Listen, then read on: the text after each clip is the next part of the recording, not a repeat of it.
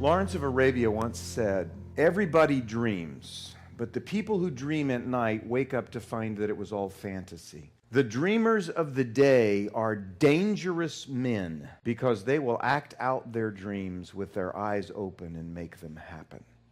Jesus was that kind of a dangerous dreamer. And he spent his life, he lived it and died to impart to 12 men that dream. And as I thought about it the other day, I felt like this is what the Lord was showing me. These disciples, these fumbling followers of his, were real people in real places with real needs and real temptations in a real world who just became really different. I never thought about this before, but I started thinking today about what the disciples did for a living. There was Peter and Andrew.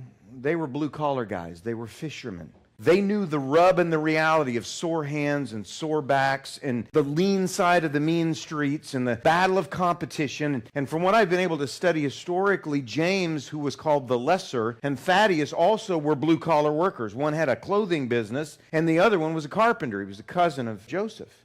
So Jesus called these guys out of the blue-collar world. And then there were James and John. Jesus nicknamed them the Sons of Thunder. And Simon, whose moniker was the Zealot, they came out of the world of politics. They were activists. Basically, they were Robin Hoods. They wanted to make sure that they evened the score for the little guy. Then there were Philip and Bartholomew and Thomas. We don't know exactly what they did for a living, but we know they came from some kind of an academic mindset because every time you read about them in the New Testament, they're asking questions, they're adding things up. They live in a world where doubt is a virtue and faith is a vice. So they came from academia. And then you've got Matthew and Judas. Matthew was a tax collector. Judas was an accountant, the world of the finance, the white-collar world. They came from the place where all that mattered was bottom lines and balance sheets and keeping up with Joneses.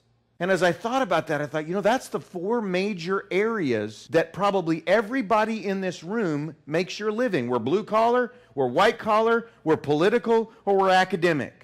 Isn't it interesting? Jesus picked people from every one of those areas, brought those 12 guys around him, and said to them, I want you in your worlds to be an expression, an authentic expression of me.